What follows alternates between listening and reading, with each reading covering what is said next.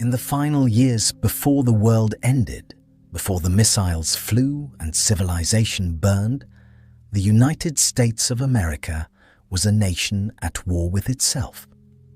Not openly, not officially, but in the quiet desperation of its laboratories and military installations, in the classified projects that consumed resources and lives in equal measure. The resource wars had stripped the world bare. Oil was gone.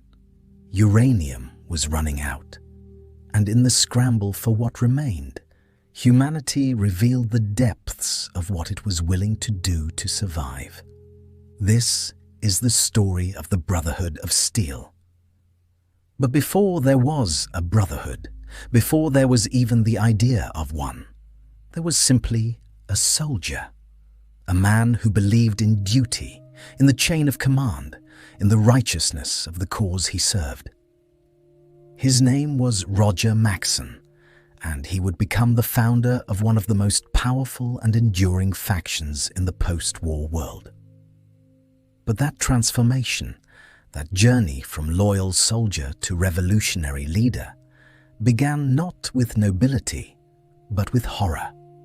The late 2060s and early 2070s were a time of escalation.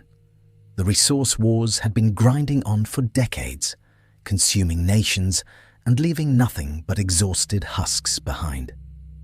The United States, locked in its final confrontation with China, poured everything into militarization. Every scientific breakthrough was weaponized. Every innovation was classified. The military-industrial complex had become the only part of the economy that still functioned, and it fed on an endless diet of black projects and experimental programs. One of those programs involved power armor, the pinnacle of personal protection, a suit that turned an individual soldier into a walking tank, capable of carrying heavy weapons and surviving environments that would kill an unprotected human in seconds. West Tech, a private defense contractor, led the development. Their work was revolutionary, transforming battlefield doctrine and giving American forces advantages that conventional armies couldn't match. But West Tech's work didn't stop at armor. They had another project, one even more classified, even more ambitious. They called it the Pan-Immunity Virion Project, though it would become known by a simpler, more ominous name, the Forced Evolutionary Virus. FEV. The theory was elegant. A retrovirus that could rewrite human DNA, forcing rapid evolution, creating soldiers immune to biological and chemical warfare. In the early tests, the results were promising. Increased size, enhanced strength, accelerated healing. The human body, they believed, could be perfected, made into something more resilient, more powerful, more capable of surviving the horrors of modern warfare. The work was moved to Mariposa Military Base in California, a remote facility far from prying eyes. Security was absolute. The scientists worked behind sealed doors, conducting experiments that pushed the boundaries of ethics and legality, and guarding them, ensuring the facility's security and the secrecy of the work, was a military unit under the command of Captain Roger Maxson. Maxson was career military. His father had served, his grandfather before him. The Maxson name meant something in military circles: honor, duty, generations of faithful service to the United States. Roger Maxson embodied those values. He followed orders without question, trusted his superiors, believed that the work being done at Mariposa, however classified, was necessary for national security. In January 2076, Maxson and his unit were transferred to Mariposa to oversee the research team directly. It was a prestigious assignment, a sign of trust. Maxson took it seriously, establishing security protocols, managing the facility's defenses, ensuring that the scientists could work without interruption or threat. He didn't ask what they were doing in those sealed laboratories. That wasn't his job. His job was to protect them. For over a year, Maxson performed his duties without incident. The scientists came and went. Supply shipments arrived. Reports were filed. Everything ran smoothly, efficiently, professionally. Maxson had no reason to question anything. The United States was at war. Classified research was necessary. His role was clear. But in September 2077, something changed. There was an accident in one of the laboratories. Not a major breach, not an explosion, but something that required security personnel to respond. And when they entered that lab, when they saw what was inside, the carefully maintained fiction of Mariposa's mission collapsed. The test subjects weren't volunteers. They weren't enemy combatants. They were American citizens, homeless people, mentally ill individuals taken from institutions, people who had been promised help, promised treatment, and instead had been strapped to tables and injected with FEV. Their bodies twisted and mutated while scientists took notes with clinical detachment. Maxson saw them, saw what had been done, and something inside him, something fundamental, broke. This wasn't defense. This wasn't protecting America. This was atrocity, pure and simple, carried out under the flag he had sworn to defend. The days that followed were a blur of investigation and interrogation. Maxson questioned the scientists, demanded explanations, compiled evidence. The chief scientist, a man named Robert Spindle, showed no remorse. This was necessary, he explained. The subjects were expendable. The research was vital to national security. Sacrifices had to be made. On October 20th, 2077, 3 days before the world ended, Roger Maxson arrested the scientists responsible for the FEV experiments. He convened a tribunal, unofficial, unauthorized, with no legal standing whatsoever. He presented his evidence. He laid out what had been done in those laboratories. And when the verdict came down, guilty of crimes against humanity, Maxson personally executed the lead scientists. It was mutiny. There was no other word for it. Maxson had killed officers engaged in classified military research. He had overstepped his authority in the most extreme way possible. He knew he would face court-martial, possibly execution. But he didn't care. Some lines couldn't be crossed. Some orders couldn't be followed. And what had been done at Mariposa went so far beyond those lines that he couldn't remain silent. Maxson sent messages to Army Command, detailed reports explaining what he had discovered, what he had done, and why. He expected a response, arrest orders, demands for surrender, perhaps even a strike team. But what came instead was silence. Not acknowledgement, not condemnation, just nothing. The government, consumed by its final preparations for war with China, had no time for a remote base in the California desert. Or perhaps they knew what was happening at Mariposa and simply didn't care.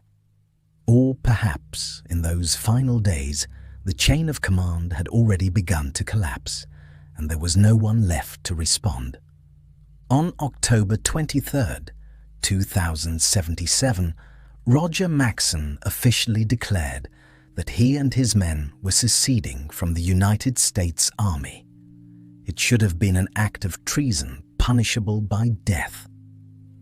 But still, the government said nothing, because on that same day, at 9:13 a.m. Eastern Standard Time, the Great War began. The nuclear exchange lasted approximately 2 hours.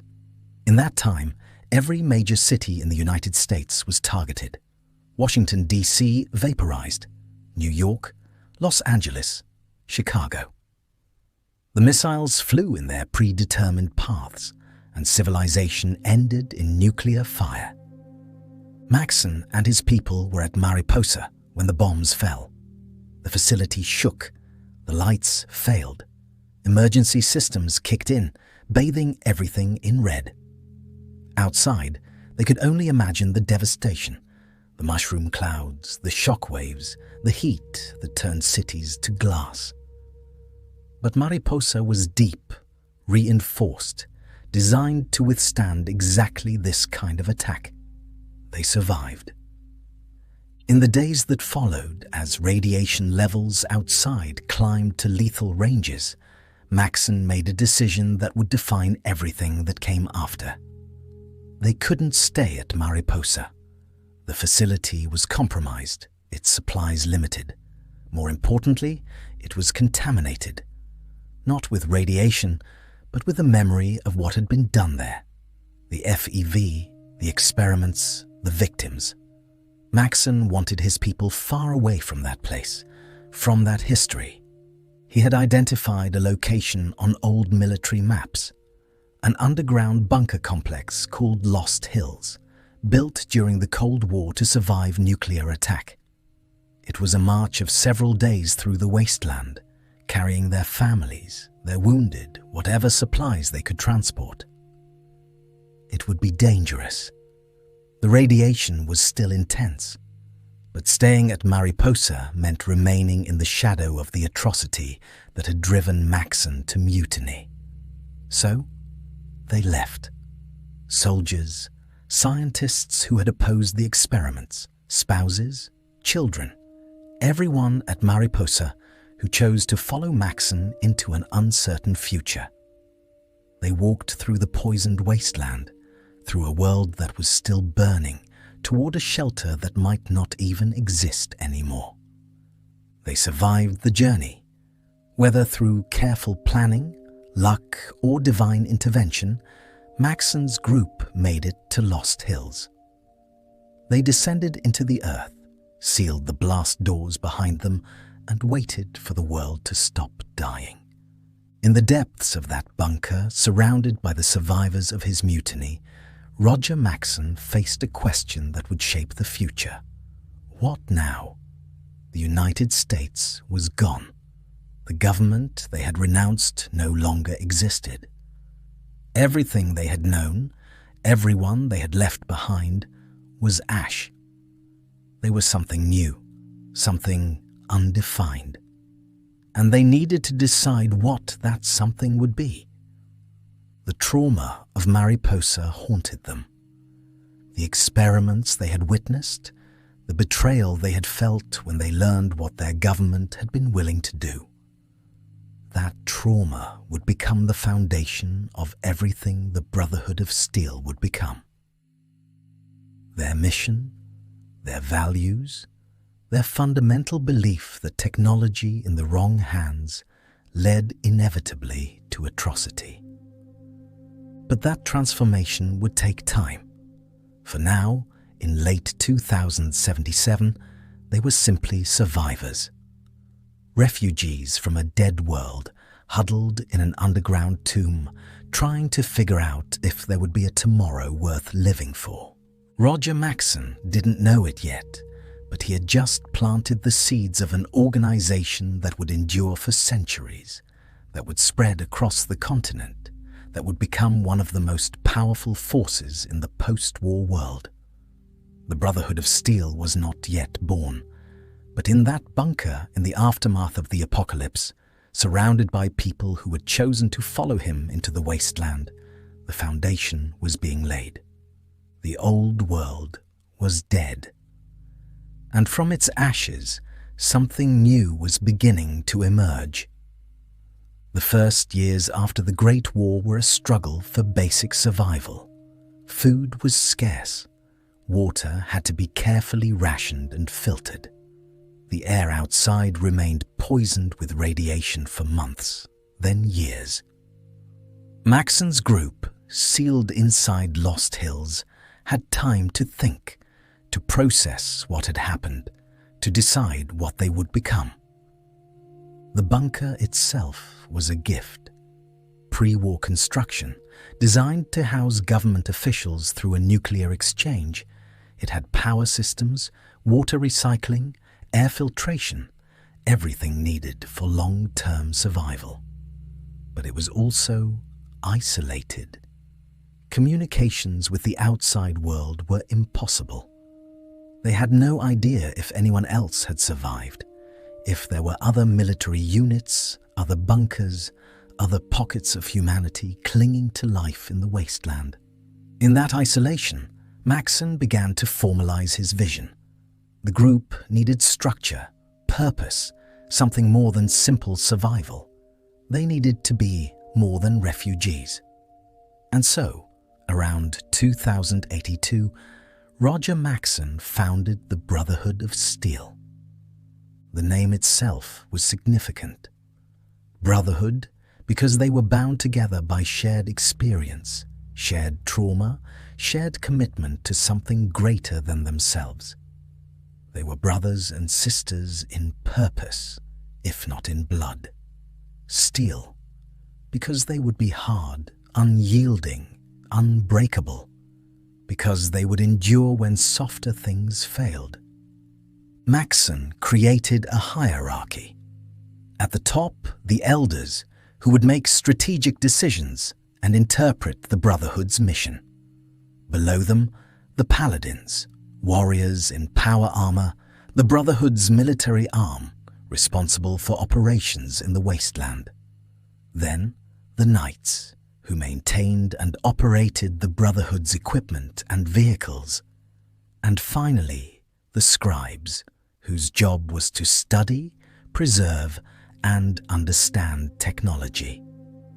This structure was deliberate. Maxon was creating more than a military unit. He was creating an order, almost monastic in its organization. Each member had a role, a purpose, a place in a larger whole. It was hierarchy based on merit and contribution rather than birth or wealth. If you proved yourself capable, you could rise. If you served the Brotherhood faithfully, you earned respect and authority. But the most important thing Maxon created was the mission. The Brotherhood existed, he declared, to preserve and control advanced technology. They had seen what happened when such technology was misused. The experiments at Mariposa, the nuclear weapons that destroyed the world. They had witnessed firsthand that humanity, given access to sufficient power, would inevitably use it to destroy itself. So the Brotherhood would be different.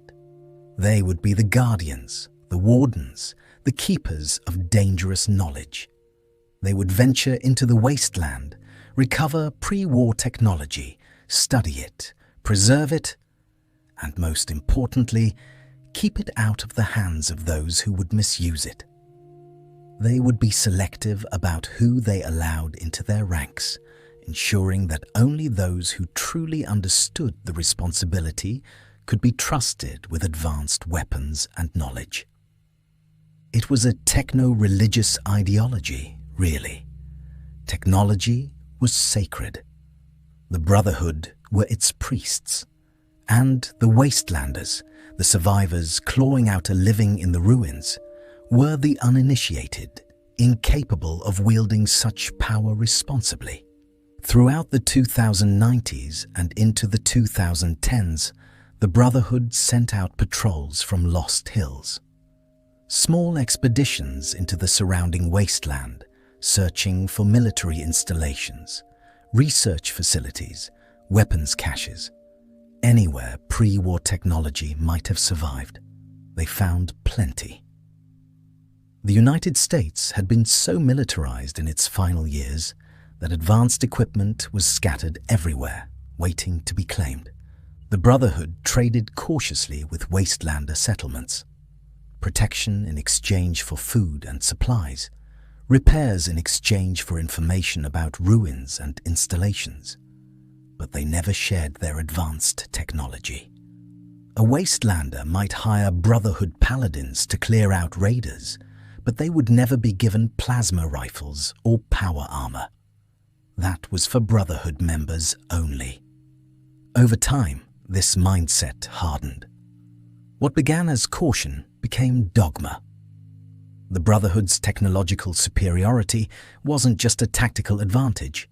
It was proof of their worthiness, their moral authority. They had the discipline to use such weapons responsibly. Wastelanders did not. Therefore, the Brotherhood had a duty, almost a sacred obligation, to maintain their monopoly on advanced technology. In the 20-teens, Roger Maxson died. The exact date is lost to history, but sometime in those years, the founder of the Brotherhood passed, leaving his vision in the hands of his son. The transition was smooth. Maxson had built well. The hierarchy he created ensured continuity. The mission he defined gave clear direction. The Brotherhood continued, carrying forward its founder's legacy. By the 2140s and 2150s, leadership had passed to Roger Maxson's grandson, John Maxson. Under his guidance, the Brotherhood grew more isolated, more selective. The early years, when they had traded relatively freely with Wastelanders, gave way to stricter protocols. Lost Hills became a fortress that outsiders rarely entered. Recruitment became even more restricted, mostly the children of existing members, occasionally an exceptional outsider who proved themselves over years of observation and testing.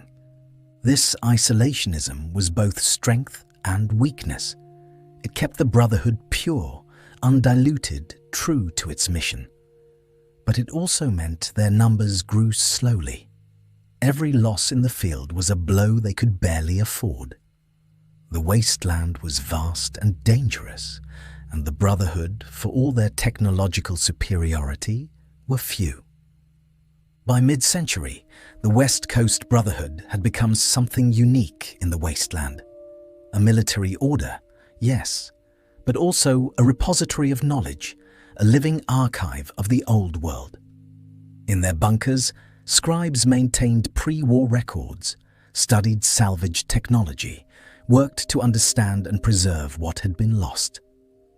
They saw themselves as humanity's best hope, the only organization disciplined enough, organized enough, moral enough to eventually rebuild civilization properly.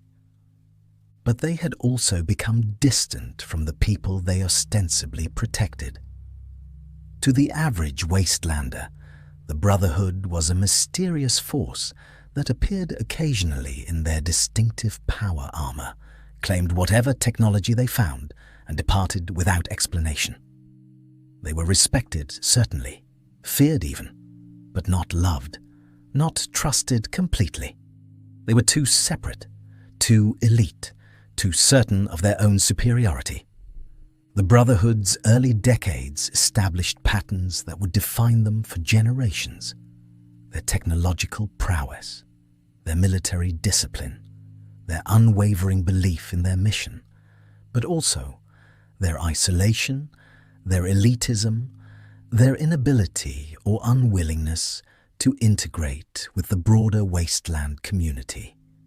In Lost Hills, surrounded by salvaged technology and ancient records, the Brotherhood looked at the wasteland and saw chaos that needed order, ignorance that needed guidance, dangers that needed to be controlled. They were the righteous, the enlightened, the guardians of humanity's future. They were also, though they didn't fully realize it yet, prisoners of their own ideology. The very beliefs that gave them purpose and identity would eventually become the source of their greatest conflicts, the cause of schisms that would split the Brotherhood into competing factions, each claiming to represent Roger Maxson's true vision. but those fractures still lay ahead. For now, in these early years, the Brotherhood was unified, purposeful, growing slowly but steadily in power and influence. They had survived the apocalypse. They had established themselves as one of the Wasteland's dominant forces, and they believed, with absolute conviction, that they were doing the right thing. Roger Maxson had created something that would outlive him by centuries. Whether it would honor his legacy or betray it remained to be seen. By 2015, nearly 70 years after its founding, the Brotherhood of Steel had become a fixture of the California wasteland. They operated from Lost Hills and several smaller outposts, maintaining their technological superiority while slowly accumulating more salvaged equipment and knowledge. They were powerful, disciplined, and utterly convinced of their righteousness. But the wasteland was changing around them. Human communities were growing, organizing, forming larger alliances.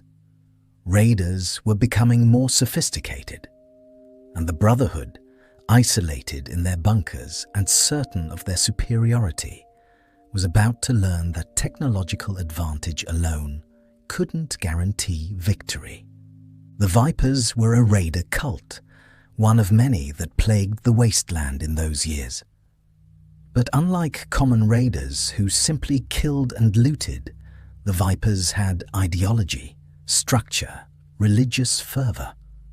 They worshipped a dark theology built around serpent symbolism, saw themselves as instruments of divine judgment against the survivors of the old world sins. They were dangerous, not just because they were violent, but because they were organized and motivated by something beyond simple greed. In 2015, the Vipers and the Brotherhood came into conflict. The exact cause is lost to history. Perhaps the Vipers attacked a Brotherhood patrol, or maybe the Brotherhood intervened when the Vipers threatened a settlement the Order had ties with. What matters is that the conflict escalated quickly. The Vipers, though technologically inferior, were numerous and fanatical. They launched raids against Brotherhood positions, using guerrilla tactics, ambushes, and their willingness to die for their cause.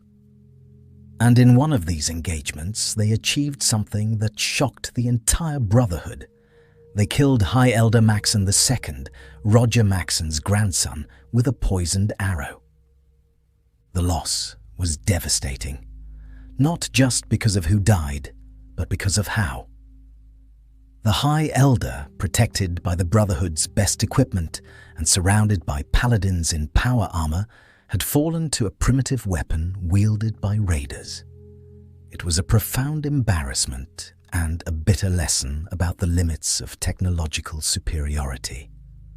The Brotherhood's response was overwhelming. This wasn't a measured military operation. This was vengeance. Brotherhood paladins swept across Viper territory in a campaign of extermination. They hunted the cultists relentlessly, destroyed their camps, killed their leaders, and scattered the survivors to the winds.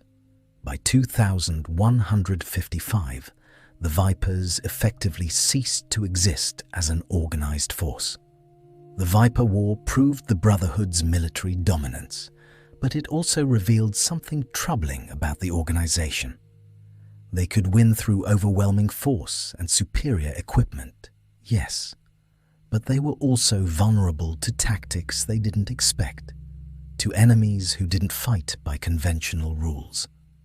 And more importantly, the war had intensified their contempt for wastelanders, raiders, mutants, anyone who didn't meet the Brotherhood's standards of discipline and order were now viewed with even greater suspicion and hostility. By 2161, the Brotherhood had a new leader, High Elder John Maxson, son of the man killed by the Vipers. Under his guidance, The Brotherhood operated from Lost Hills as an elite force, rarely seen but widely feared. They had perfected their isolation, maintaining only minimal contact with the outside world. This was the Brotherhood that the Vault Dweller encountered during the events of what would later be called Fallout 1. A stranger emerging from Vault 13, seeking help against a threat that dwarfed anything the Brotherhood had faced, the Master and his super mutant army. The Master's plan was ambitious and terrifying. Using FEV, that same virus that had been weaponized at Mariposa, he was creating super mutants, massive, powerful beings immune to radiation, stronger and more durable than any human. His vision was unity. Transform all of humanity into super mutants.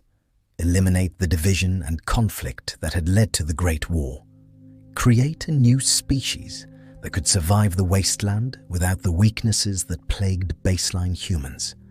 The Brotherhood recognized the threat immediately, not because they cared particularly about defending Wastelander settlements, but because the Master represented everything they feared: advanced technology in the hands of someone without the proper discipline and restraint. FEV, which should have been secured and controlled, was being used to forcibly evolve humans against their will. The alliance between the Vault Dweller and the Brotherhood was pragmatic. The Brotherhood provided intelligence, equipment, and tactical support. In exchange, the Vault Dweller would take risks the Brotherhood wouldn't, penetrate locations too dangerous for direct assault, gather information about the Master's operations and weaknesses. When the Master was finally defeated and his army scattered, the Brotherhood took it as validation. Their superior technology, combined with strategic discipline, had saved the region from a catastrophic threat.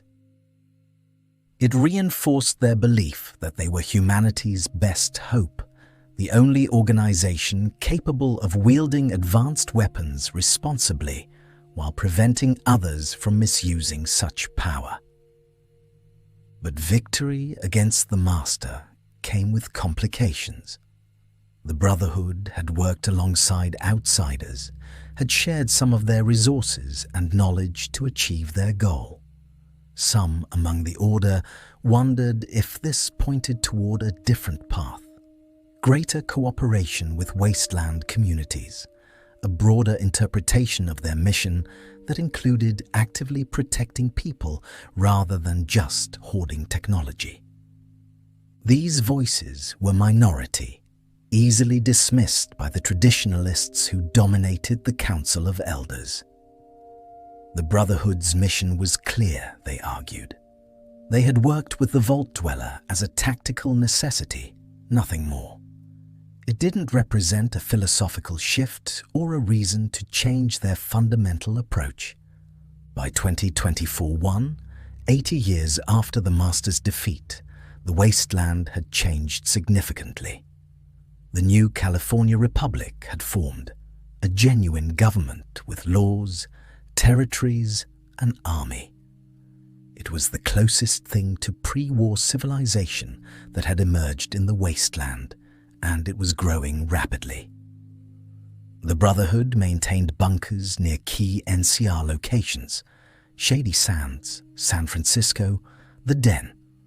They had an uneasy alliance with the Republic, exchanging intelligence and limited support when their interests aligned. Both factions opposed a new threat: the Enclave, that remnant of pre-war government emerging from their oil rig headquarters with advanced technology, and a plan to exterminate all mutated humans in the wasteland.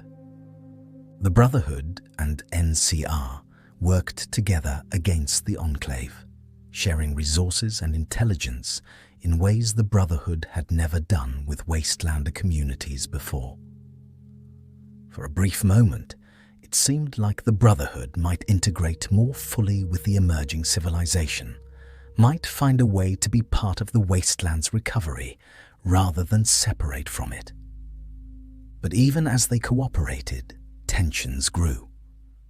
The NCR was expansionist, claiming territory and resources to feed its growing population. They looked at pre-war installations, power plants, research facilities, weapons depots, and saw opportunities for growth and security. The Brotherhood looked at those same locations and saw dangerous technology that needed to be controlled. The ideological differences were fundamental. The NCR believed that technology should serve the people, that advanced equipment could and should be used to improve lives and rebuild civilization. The Brotherhood believed that most people couldn't be trusted with such power. The technology had to be carefully controlled by those wise enough to wield it responsibly. As the NCR grew stronger and more confident, these differences became conflicts. The Brotherhood found themselves opposing the very government they had once allied with, blocking NCR expansion not because the Republic was evil, but because it threatened the Brotherhood's monopoly on advanced technology. The seeds of war were being planted.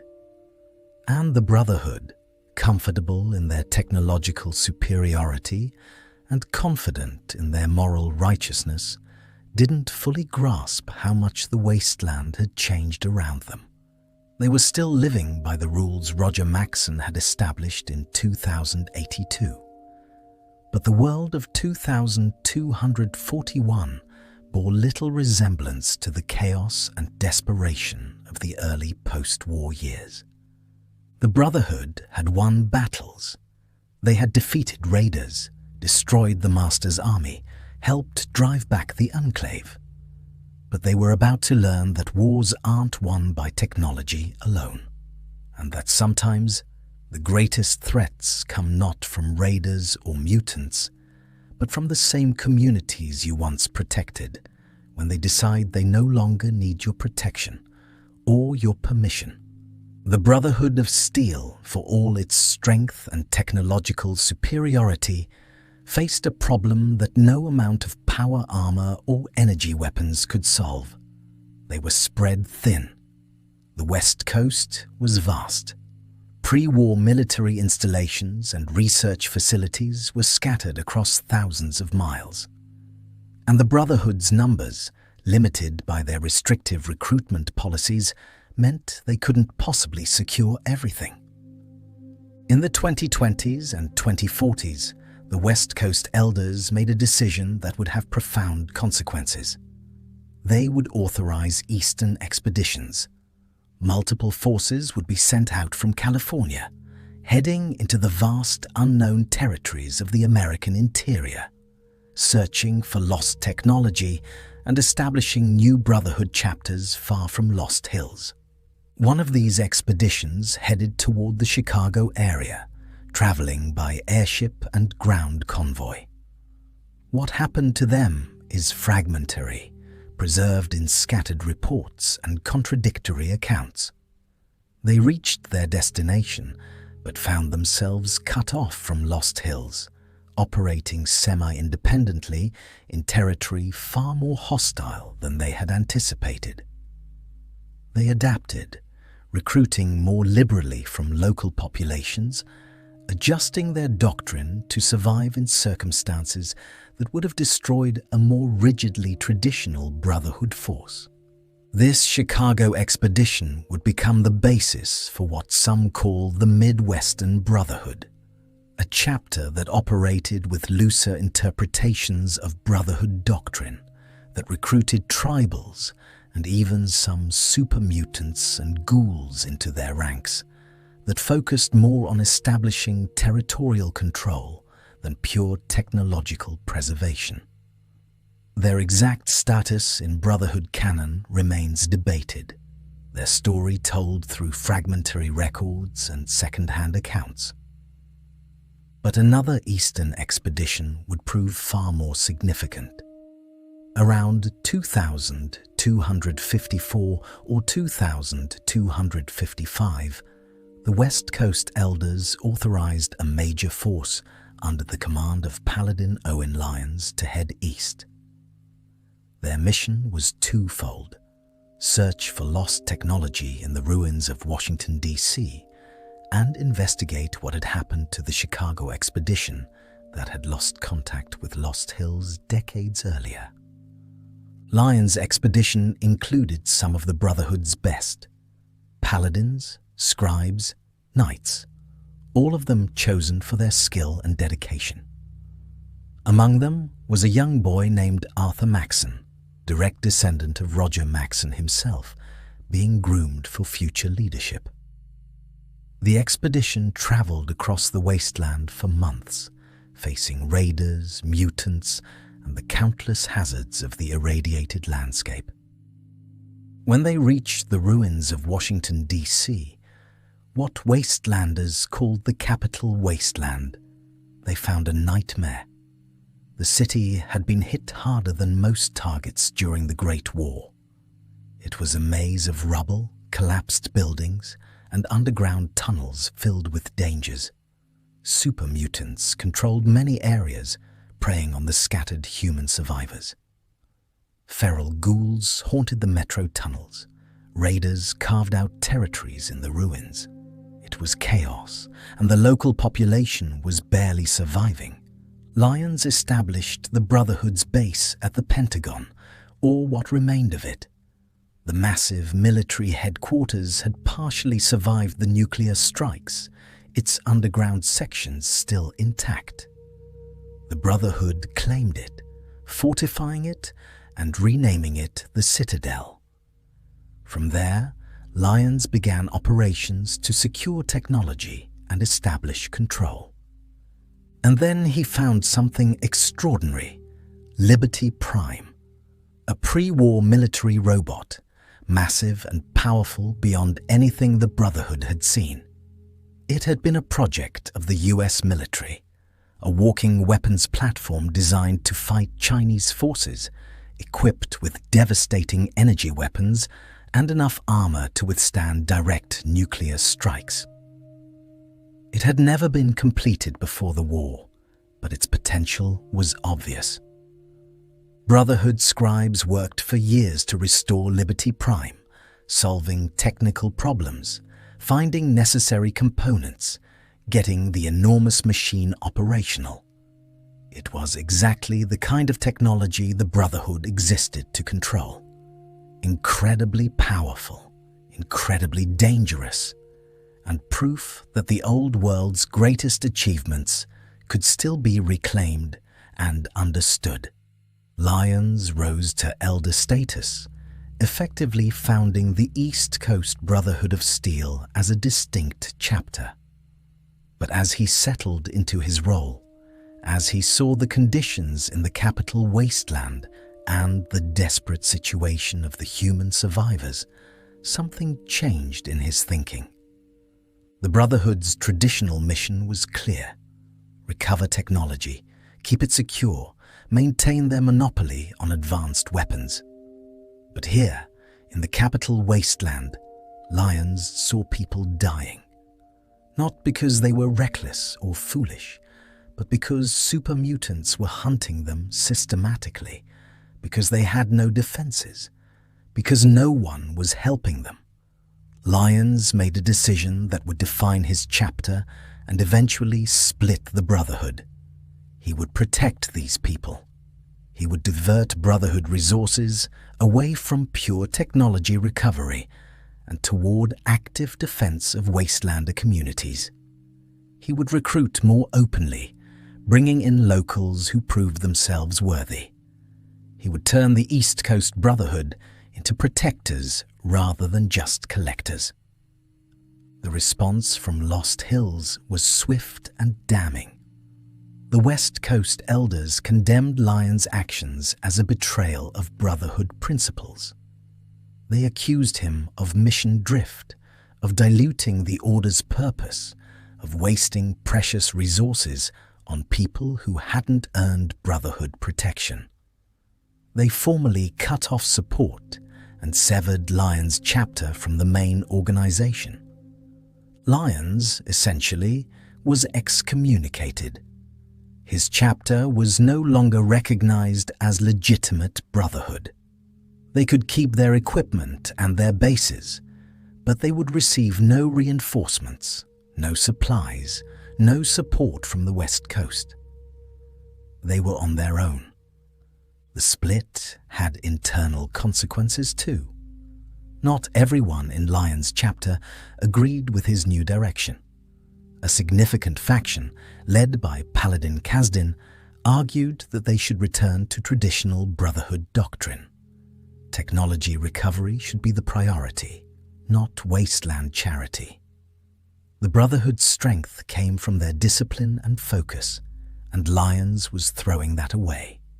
These dissenters became the Brotherhood outcasts. They broke away from Lyons, established their own bases, and continued to operate by strict Brotherhood orthodoxy, recovering technology, refusing to protect wastelanders, maintaining the elitist separation that defined traditional Brotherhood culture. They still wore power armor and used Brotherhood equipment, but they painted it red and black to distinguish themselves from Lyons' forces. They were, in their view, the true Brotherhood, upholding Maxon's legacy while Lyons betrayed it. So by the early 2020s, the Brotherhood in the capital Wasteland existed in three forms. Lyons' chapter at the Citadel, actively fighting super mutants and protecting settlements.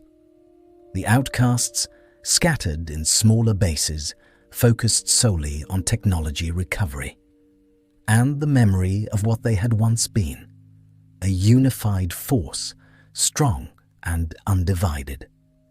The split revealed fundamental tensions that had always existed in Brotherhood ideology. What was their purpose, really?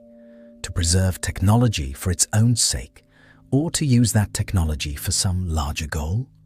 Were they separate from humanity, an elite order maintaining standards the masses couldn't reach?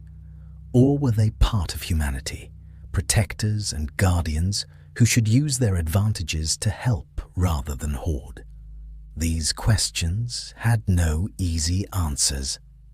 Lyons believed he was honoring Roger Maxon's true intent, preventing the misuse of technology by actively fighting threats. The outcasts believed they were maintaining Maxon's discipline, refusing to be distracted from the mission of technological preservation. And Lost Hills believed both were wrong in different ways, symptoms of what happened when you sent Brotherhood forces too far from proper oversight and traditional discipline. Far to the east, in ruins of America's former capital, the Brotherhood struggled with its identity. And thousands of miles to the west, the original Brotherhood faced its own crisis. One that would threaten not just their doctrine, but their very survival. While Lyons' chapter wrestled with philosophical questions in the capital Wasteland, the West Coast Brotherhood faced a more immediate crisis. They were losing their war with the new California Republic. The conflict had been building for decades. As the NCR expanded through the 2020s and 2060s, claiming more territory and growing its population, it inevitably came into conflict with Brotherhood interests. Both factions wanted the same things: pre-war military installations, power plants, research facilities, weapons depots.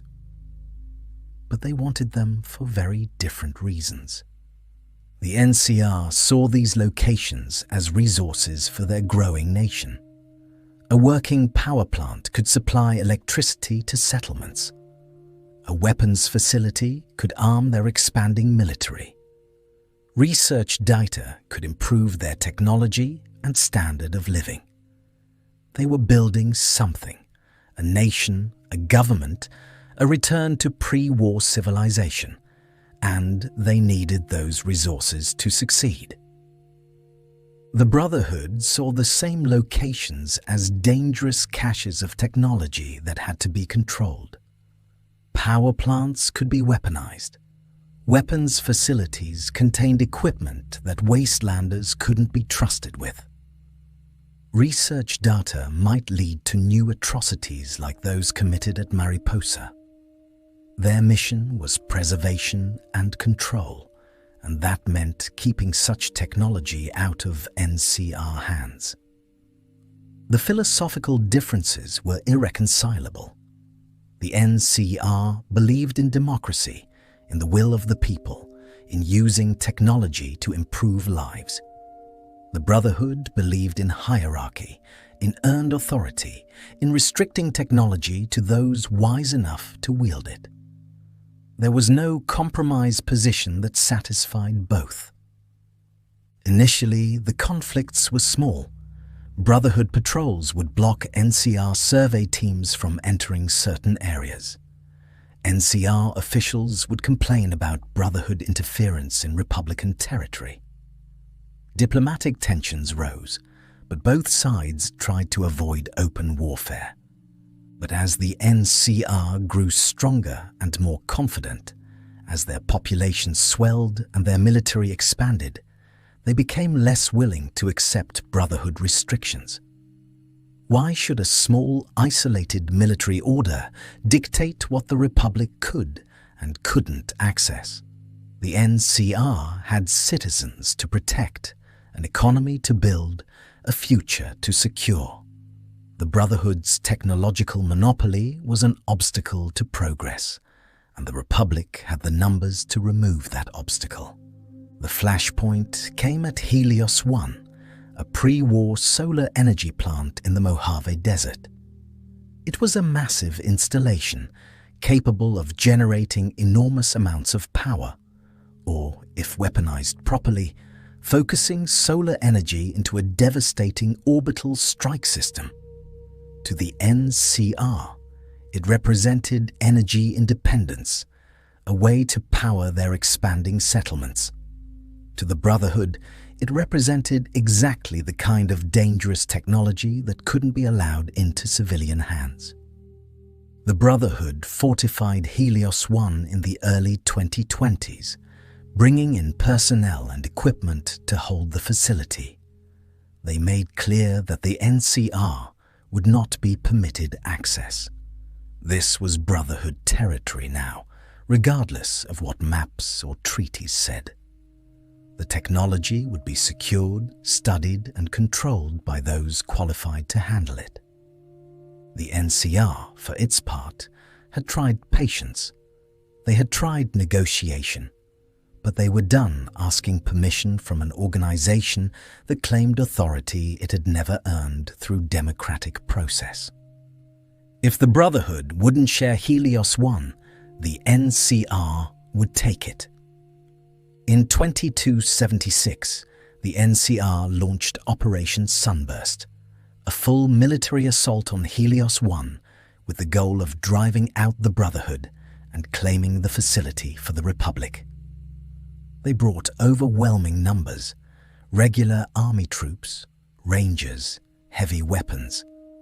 Against them stood a Brotherhood garrison that was technologically superior but vastly outnumbered. The battle was brutal and prolonged. Brotherhood paladins in power armor were devastating combatants, each one worth multiple NCR soldiers in direct combat. Their energy weapons tore through NCR lines. Their training and equipment gave them advantages that raw numbers couldn't easily overcome. But for every paladin who fell, the NCR could replace their losses with fresh troops. The Brotherhood couldn't. The fighting lasted longer than either side anticipated. The Brotherhood's defenses were formidable. The NCR's determination was absolute. The casualties mounted on both sides, but the arithmetic was simple. The NCR could afford losses. The Brotherhood couldn't. Elder Elijah, the Brotherhood commander at Helios 1, became obsessed with activating the facility's weapon systems. If he could get the orbital strike capabilities online, he could destroy the NCR forces in a single devastating attack. He pushed his people to exhaustion, demanding they solve technical problems and restore systems while under constant assault. But the technology was too damaged, too complex, or perhaps Elijah was too consumed by desperation to approach it rationally. Eventually, the NCR breached the Brotherhood's defenses. The Order was forced to withdraw, abandoning Helios 1 and retreating into the desert. The NCR claimed the facility, though they never managed to fully restore its capabilities. Elijah vanished. Some said he fled in shame, others that he became obsessed with old-world technology and disappeared into the wastes searching for greater power. The defeat at Helios 1 broke something in the West Coast Brotherhood. It wasn't just a single lost battle. It was a demonstration that their technological superiority had limits, that numbers mattered, that the world had changed and they hadn't changed with it. In the aftermath, the West Coast Brotherhood made a fateful decision. They would retreat. They abandoned most of their surface installations, withdrew into their bunkers, sealed themselves away. If they couldn't control the wasteland, they would at least preserve their technology and their traditions in isolation until... what? Until the NCR collapsed? Until some new crisis proved the Brotherhood had been right all along. There was no clear plan, just withdrawal and hope that isolation would somehow protect them. By 2281, the West Coast Brotherhood had become a shadow of what it once was. In the Mojave, they hid in the Hidden Valley bunker complex, their numbers diminished, their influence gone. They still enforced their technological monopoly when they could, confiscating energy weapons from traders, destroying dangerous technology they encountered. But they did so from the shadows, avoiding direct confrontation with the NCR. The Brotherhood forces trapped in Hidden Valley faced impossible choices. Their elder wanted to remain hidden, to preserve what little they had left. But some among them argued for a different path, ally with the NCR, or Mr. House, or Caesar's Legion, anyone who could help them survive and rebuild. Others wanted to strike at the NCR, to avenge Helios 1 regardless of the cost. They were paralyzed by internal division, weakened by isolation, reduced to a fraction of their former strength. The organization that had once been one of the Wasteland's dominant military powers was now a relic, dangerous still in direct combat, but strategically irrelevant. The NCR had proven that the Brotherhood's model, small numbers, technological superiority, isolation from the broader community, couldn't stand against a determined nation-state with population and resources. Depending on the actions of various wasteland travelers and the outcomes of the various power struggles in the region, the Hidden Valley Brotherhood faced multiple possible futures. They might be destroyed entirely, wiped out by NCR strikes or internal conflicts. They might be forced into alliance, subordinating themselves to another power in exchange for survival. They might remain hidden and diminished, a remnant of former glory slowly fading into irrelevance. But whatever their fate in the Mojave, the larger lesson was clear. The West Coast Brotherhood had lost. Their war with the NCR, their refusal to adapt to a changing wasteland, their insistence on maintaining their technological monopoly at any cost, all of it had led to defeat and decline. The ideals Roger Maxson had established in 2082 no longer fit the world of 2281. The wasteland had rebuilt, Nations had formed. People had organized, created governments, established trade and infrastructure. The chaos that had justified the Brotherhood's existence was giving way to order. Not the order the Brotherhood wanted to impose, but order nonetheless. And in that changing world, an organization that refused to change found itself increasingly irrelevant. The West Coast Brotherhood, proud and traditional and certain of their righteousness, had been left behind by history. Their bunkers became tombs for a dying ideology, their power armor monuments to a mission that the wasteland no longer needed or wanted. But while the West declined, the East was about to rise, and the name Maxon would once again reshape the Brotherhood's destiny. In the capital Wasteland, Elder Lyons' chapter had fought its own battles. They had defended settlements from super mutants, recruited locals, and worked to make the wasteland safer for human survival. But they had done so without support from Lost Hills, without reinforcements, operating as an isolated chapter cut off from the broader Brotherhood. In 2027, Lyons' forces faced their greatest test. The Enclave had arrived in the capital Wasteland, bringing advanced technology and a genocidal plan to purge all mutated humans from the wasteland. The conflict culminated at Project Purity, a water purification facility that could provide clean water to the entire region. With the help of a wasteland wanderer from Vault 101, Lyons' Brotherhood defended Project Purity, restored Liberty Prime, and unleashed the massive robot against the Enclave. Liberty Prime smashed through Enclave positions, its devastating weapons destroying what had been thought to be an invincible force. The Enclave was broken, their leadership killed, their plans shattered. It was a stunning victory. The East Coast Brotherhood had achieved what Lost Hills never had.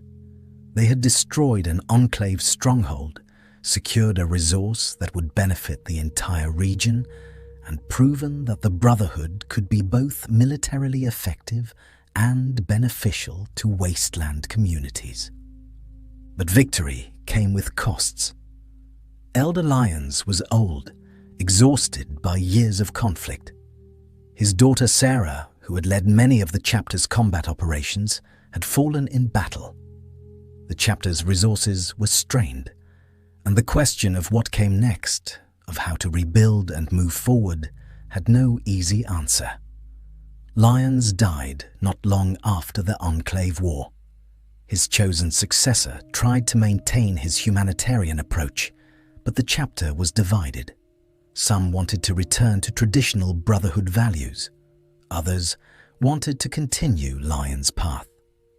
The Outcasts, still operating independently, represented a third faction that had never accepted Lyons' reforms. Into this chaos stepped Arthur Maxon.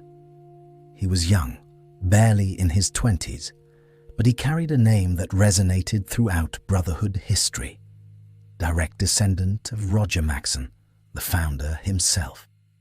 He had been groomed for leadership his entire life, trained in combat and strategy, educated in Brotherhood doctrine and history. And he had a vision for how to unite the fractured East Coast Brotherhood. Maxon brokered reunification with the Outcasts, bringing them back into the fold. He acknowledged their concerns about mission drift, while also recognizing that Lyons had been right about some things. The Brotherhood couldn't be completely isolated, couldn't ignore the wasteland around them. The compromise was a more militant, more aggressive Brotherhood that would take active role in shaping the wasteland, but on Brotherhood terms. Under Maxon's leadership, the East Coast Brotherhood became more authoritarian, more willing to use force to achieve their goals. They maintained Lyon's practice of recruiting from local populations, but with stricter standards and more thorough indoctrination. They kept the humanitarian aspects, protecting settlements, providing resources, but framed it as the Brotherhood's rightful duty as the strongest force in the region, rather than charity. Maxson also hardened the Brotherhood's stance on abominations. Super mutants, feral ghouls, and especially synths, the artificial humans created by the Institute, were all marked for destruction. This wasn't just policy, it was crusade. The Brotherhood would purge the wasteland of what they saw as perversions of nature and humanity, would ensure that the mistakes of the old world weren't repeated through artificial life and genetic manipulation. By the mid-2020s, power within the Brotherhood was shifting eastward. The West Coast chapters were weakened, diminished, hiding in their bunkers while the NCR grew around them. But the East Coast, under Arthur Maxson, was strong, active, growing in influence and capability. They had resources, they had success, and most importantly, they had a Maxson leading them, a direct connection to the founder that gave them legitimacy no other chapter could claim. Maxson didn't just unite the East Coast Brotherhood, he transformed it into something new, a synthesis of traditional Brotherhood ideology and pragmatic wasteland reality. They would control technology, yes. They would maintain their hierarchy and discipline, yes. But they would also actively shape the wasteland, impose their vision of order, destroy threats rather than hiding from them. In 2287, Arthur Maxson brought this new brotherhood to the Commonwealth, the ruins of Massachusetts and surrounding territories. He arrived aboard the Prydwen, a massive airship that served as mobile fortress and symbol of Brotherhood power. With him came soldiers, scribes, equipment, and Liberty Prime, restored once again to crush the Brotherhood's enemies. The target was the Institute, an underground organization of scientists who had been creating synths, artificial humans indistinguishable from baseline humans, but built in laboratories, programmed, controlled. To the Institute, synths were tools, resources to be used for scientific advancement. To the Brotherhood, they were abominations, proof that humanity would always repeat its worst mistakes, if not stopped. The Commonwealth campaign was everything the Brotherhood had become under Maxson. They established a strong military presence, fortifying the airport and sending regular patrols throughout the region. They recruited aggressively from local populations, bringing in anyone who proved loyal and capable. They collected technology wherever they found it, sometimes through trade and cooperation, sometimes through force. But most significantly, they framed everything in moral terms. This wasn't just about controlling technology. This was about saving humanity from itself, about destroying those who would pervert nature and science, about ensuring that the Institute's crimes against humanity, creating artificial life, treating sentient beings as property, would be punished. It was Roger Maxson's mission, filtered through 2 centuries of experience and evolution. The Brotherhood would control technology, yes, but they would also use it actively, aggressively, to shape the wasteland according to their vision of what humanity should be. The Brotherhood under Arthur Maxson was powerful in ways the West Coast chapters had never been. They had numbers, they had resources, they had public support from communities who saw them as protectors. They combined technological superiority with strategic mobility, hitting threats hard and decisively rather than simply reacting defensively. But they had also become something Roger Maxson might not have recognized. The humble organization founded by a man traumatized by atrocity, dedicated to preventing the misuse of technology, had transformed into a militaristic crusading force that saw itself as righteous judge and executioner of what was and wasn't acceptable in the wasteland. Liberty Prime, that massive robot, became the symbol of this new brotherhood. A pre-war weapon of war, restored and unleashed not in defense, but in conquest. Its anti-communist slogans, artifacts of the old war that had destroyed the world, echoed across the Commonwealth as it destroyed anything the Brotherhood declared an enemy. The East Coast Brotherhood in 2028-7 was strong, aggressive, effective. They won battles, destroyed threats, secured technology, recruited aggressively.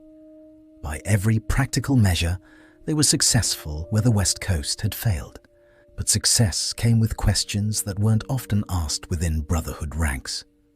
Were they still guardians, or had they become conquerors? Were they preserving technology, or hoarding it while claiming divine right? Were they preventing atrocities, or committing new ones in the name of preventing old ones? Arthur Maxson brought legitimacy, the founder's bloodline, a name that resonated through Brotherhood history. Under his leadership, the East Coast Brotherhood became the dominant force in the organization, overshadowing the diminished West. He united what had been fractured, gave purpose to what had been directionless, created strength from division. But he also represented a fundamental transformation of what the Brotherhood was. And whether that transformation honored Roger Maxson's legacy or betrayed it, remained a question without easy answer.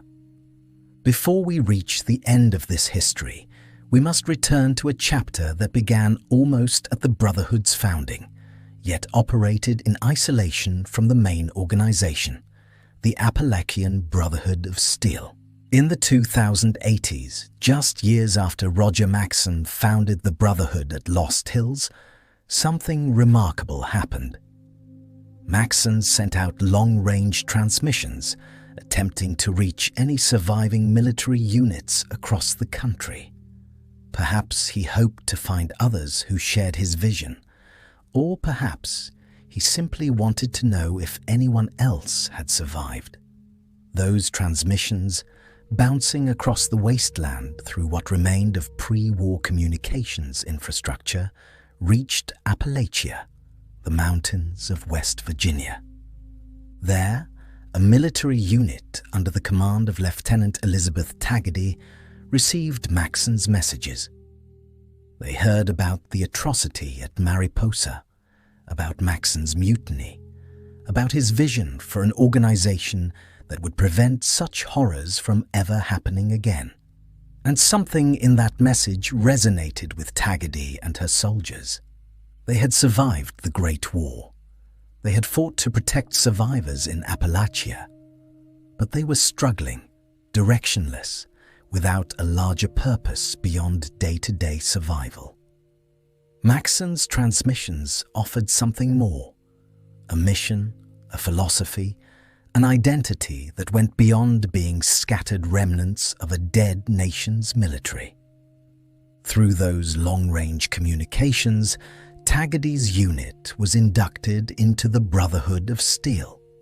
They adopted the name, the iconography, the mission of technological preservation and control. They became what historians would later call the First Appalachian Brotherhood, a chapter that existed parallel to Lost Hills, but separated by thousands of miles and the chaos of the wasteland. The Appalachian Brotherhood established bases throughout the region. Fort Defiance, a pre-war asylum, became their primary stronghold. They fortified Thunder Mountain, claimed Camp Venture, created a network of positions that allowed them to monitor and control key areas of West Virginia. They recruited from local survivors, trained them in Brotherhood doctrine, equipped them with whatever pre-war military hardware they could salvage. But Appalachia presented unique challenges. The scorched plague had emerged, a crystalline infection that turned people into mindless, hostile creatures with charred, burning skin. And carrying this plague were scorch beasts, massive mutated bats the size of buildings that spread the infection wherever they flew. They had emerged from underground, from breaches in old research facilities, and they threatened to overwhelm the entire region. The Appalachian Brotherhood fought these threats with everything they had. They developed protocols for dealing with the scorched. They tracked scorch beast movements and defended key positions. They worked to understand the plague, to find a cure, or at least a way to contain it. It was exactly the kind of fight the Brotherhood existed for, using technology and discipline to protect humanity from threats it couldn't handle alone. But they were desperately under-resourced.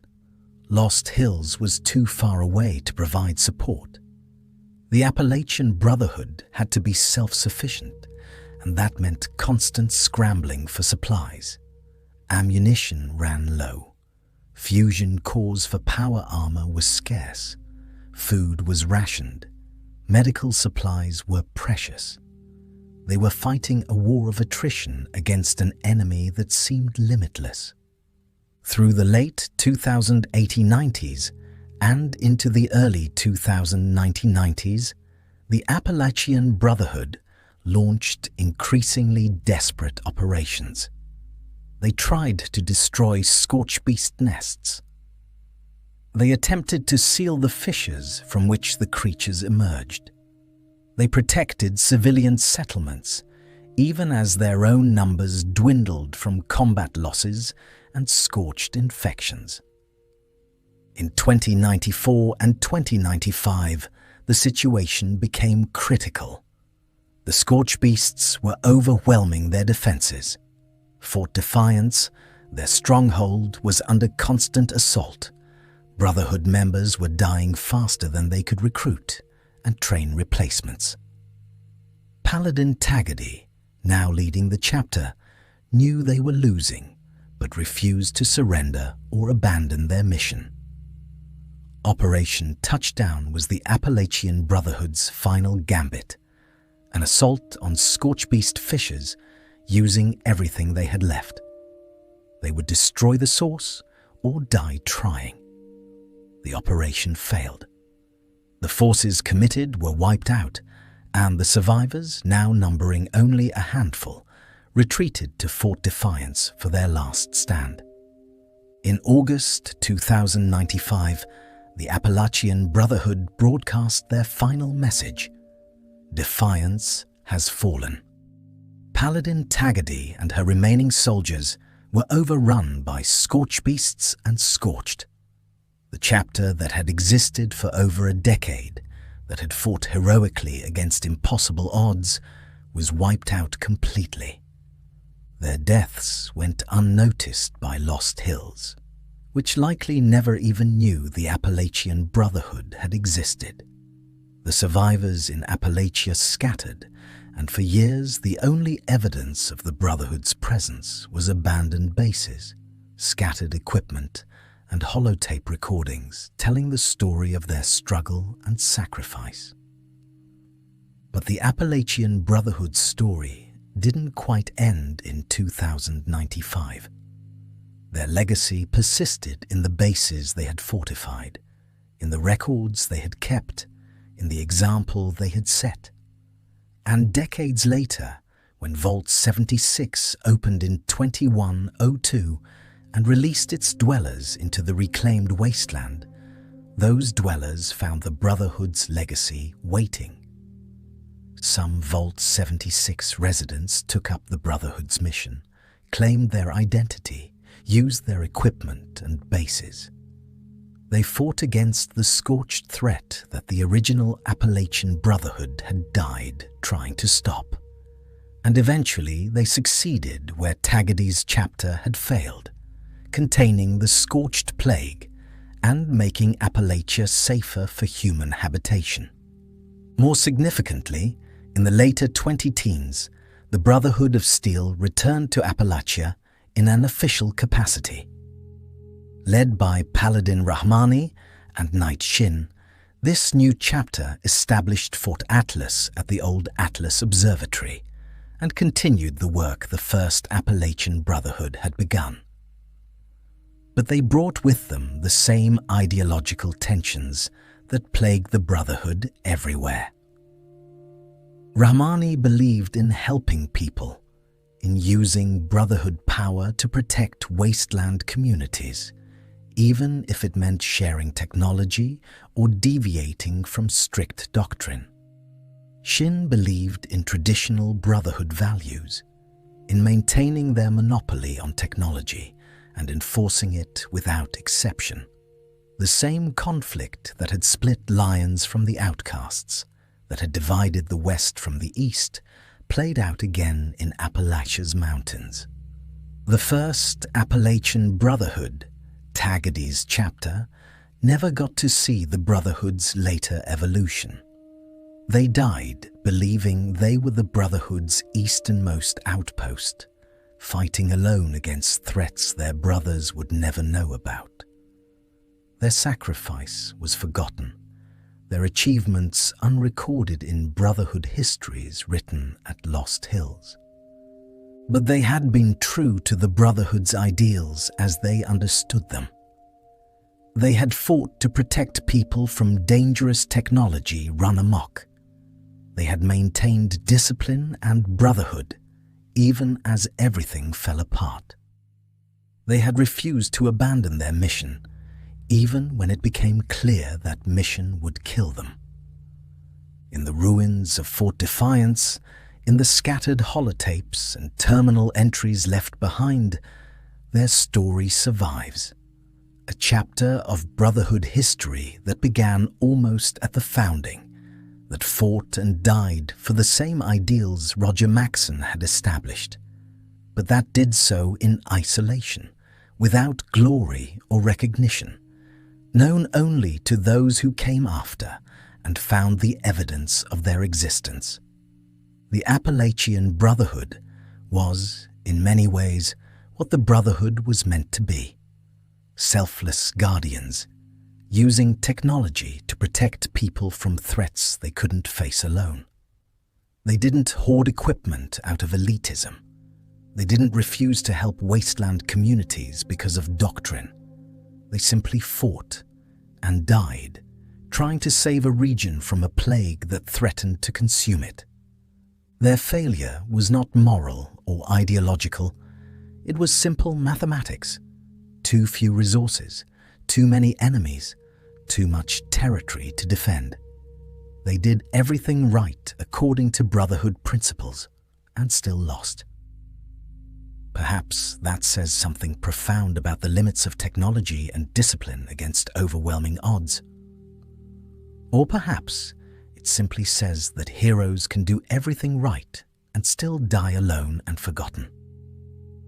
Either way, the first Appalachian Brotherhood deserves to be remembered, not as a footnote, but as an example of what the Brotherhood could be at its best: brave, dedicated, selfless, and ultimately willing to die for people who would never even know their names. As we approach what some call the current day in Brotherhood history, the late 2020s and early 2030s, the organization stands at a crossroads that would have been unimaginable to Roger Maxson in 2082. The Brotherhood has spread across much of what was once the United States. They operate in California, Nevada, the capital Wasteland, the Commonwealth, Appalachia, and possibly other regions where their presence is documented only in scattered reports and rumors. They have airships, power armor, energy weapons, and Liberty Prime. They are one of the most powerful military forces in the post-war world. But they are also fractured, divided by geography and ideology. The West Coast Brotherhood, once the heart of the organization, is diminished and isolated, hiding in bunkers while the world moves on without them. The East Coast Brotherhood, under Arthur Maxson, has become the de facto center of power, active and aggressive, but increasingly authoritarian. Smaller chapters operate semi-independently, each interpreting Brotherhood doctrine in their own way. The question that haunts the Brotherhood is simple but profound. What are they for? What is their purpose in a world that has begun to rebuild, that has formed nations and governments, that no longer resembles the chaos and desperation of the early post-war years?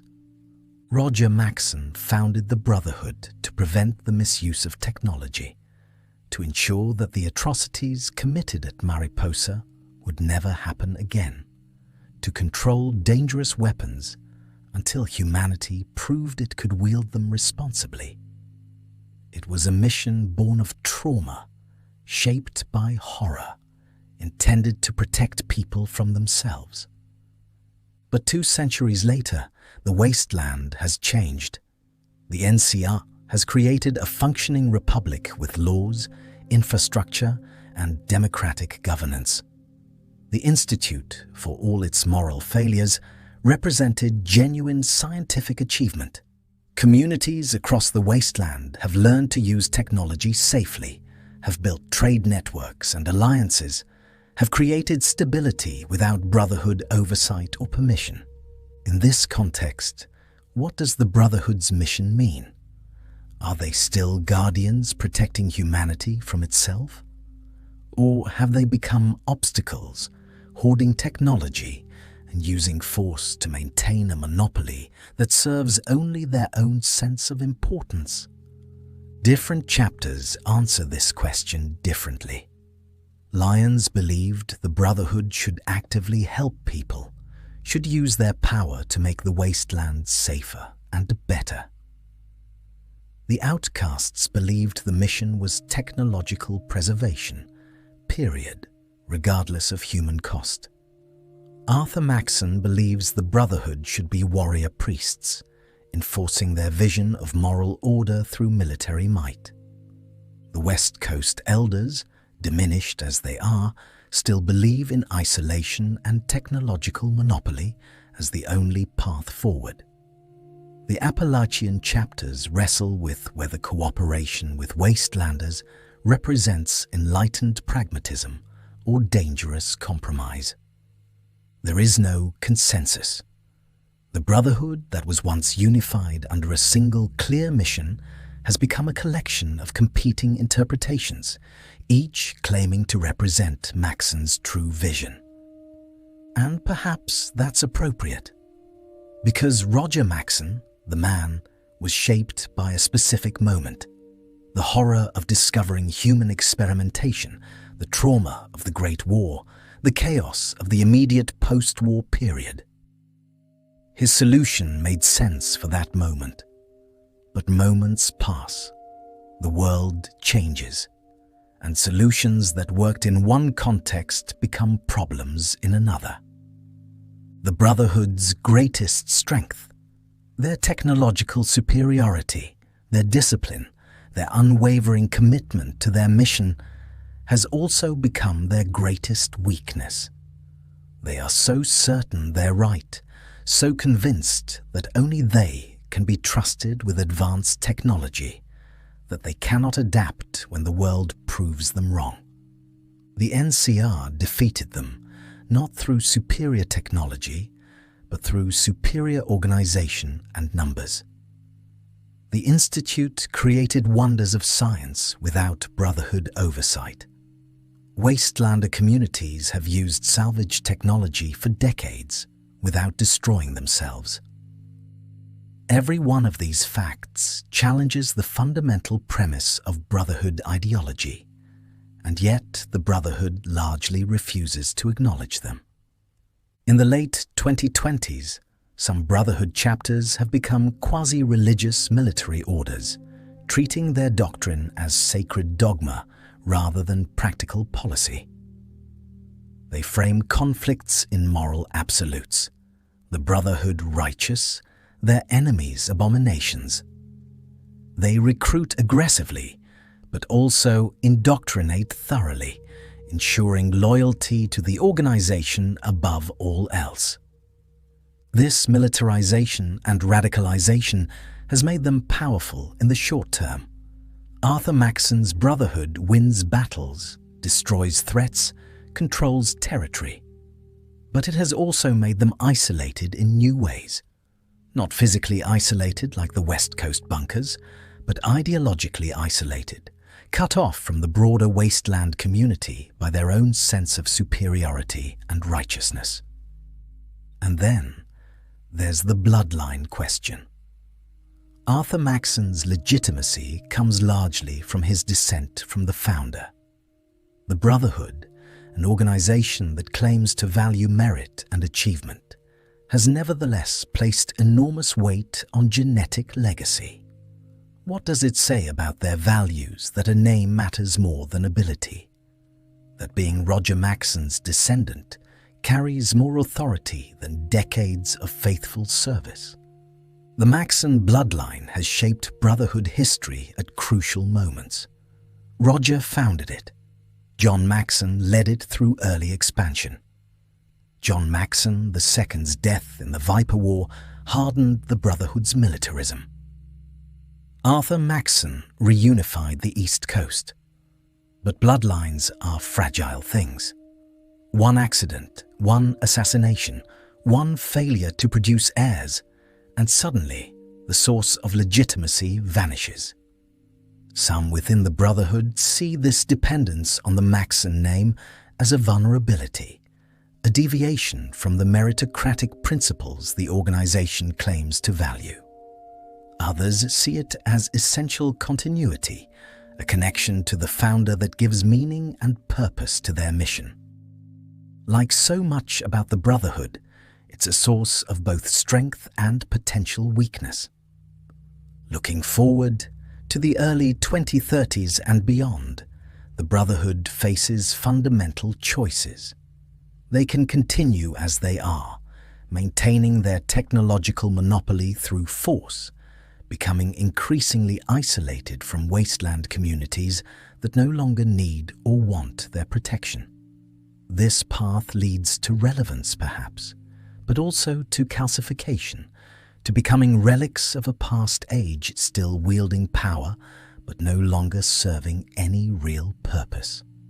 Or they can adapt. They can recognize that the wasteland has changed, that humanity has proven it can handle technology without Brotherhood oversight, that their mission needs redefining for a new age. This path risks losing their identity, becoming something unrecognizable, betraying the principles Roger Maxon established. There's no easy answer.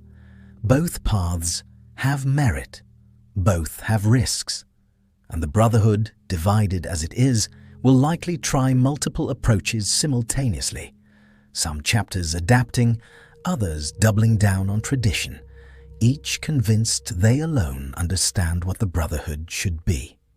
What seems certain is that the Brotherhood of Steel will endure in some form. They're too powerful, too established, too deeply woven into wasteland politics and geography to simply disappear.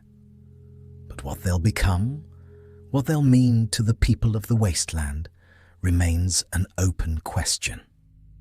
Perhaps they'll be remembered as humanity's protectors, the organization that prevented technology from being misused during the chaotic early post-war years, providing stability and safety when both were desperately needed. Or perhaps they'll be remembered as an obstacle, an elitist military order that hoarded resources, enforced their will through force, and had to be overcome before true civilization could rebuild. Or perhaps Most likely, they'll be remembered as both, as complicated and contradictory as humans themselves, as an organization that did tremendous good and tremendous harm, that protected people and oppressed them, that preserved knowledge and withheld it, that saved the wasteland and tried to control it. Roger Maxson never wanted to found a religion. He wanted to prevent another Mariposa, another atrocity committed in the name of progress and security. He wanted to ensure that dangerous technology stayed in responsible hands until humanity proved it had learned from its mistakes. But in creating the Brotherhood of Steel, he created something that outlived his intentions. An organization that would interpret his legacy in dozens of ways, that would spread across a continent, that would fight wars and split into factions and evolve into something he might not recognize. The Brotherhood of Steel is, in the end, human, flawed, complicated, capable of both nobility and cruelty, both wisdom and blindness. They are what we make them, what each generation of Brotherhood members chooses to emphasize and carry forward from Maxson's original vision. And perhaps that's the real legacy, not any specific interpretation of Brotherhood doctrine, but simply the fact that people are still debating it 2 centuries later, still trying to understand what Maxson meant, still wrestling with the balance between preservation and progress, between control and freedom, between protecting humanity from technology and empowering humanity with it. The Brotherhood of Steel endures, changed, divided, struggling with its identity, but enduring nonetheless. In bunkers and citadels, in airships and outposts, wearing power armor and carrying energy weapons, they continue their mission as they understand it. And in the wasteland, people watch them and wonder, are they heroes or tyrants, guardians or wardens? Humanity's best hope or its greatest obstacle? The answer, like so much about the Brotherhood, depends on who you ask and when.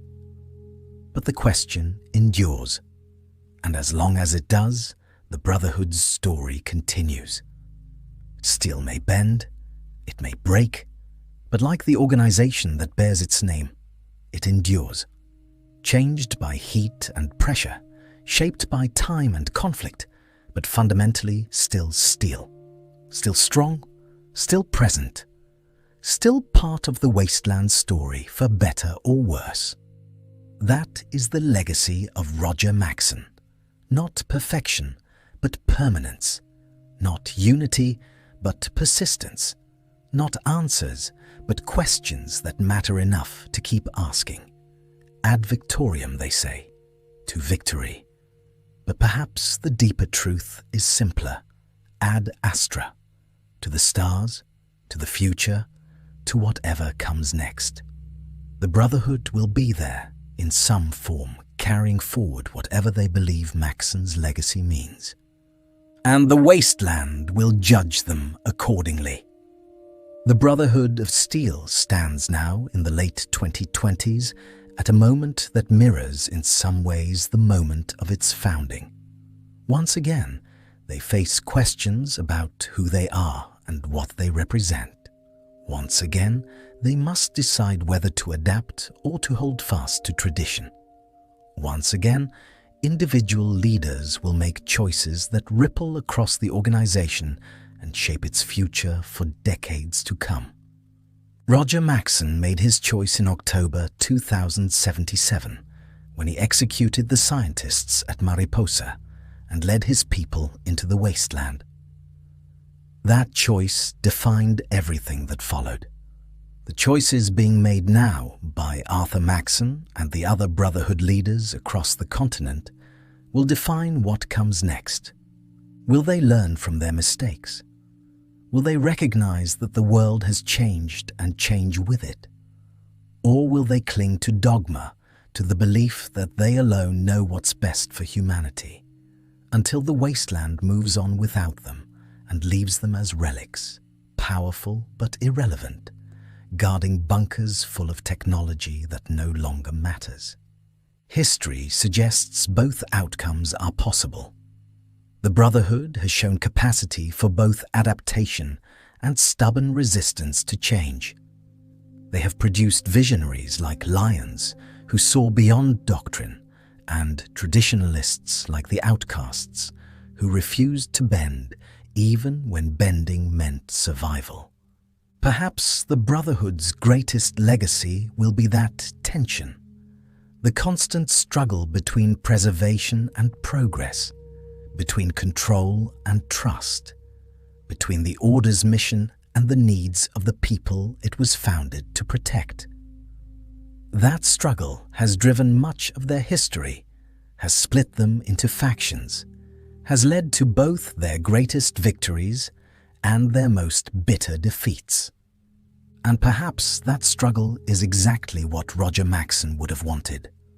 Not unity for its own sake, but constant questioning, constant evaluation of whether the mission still serves its original purpose.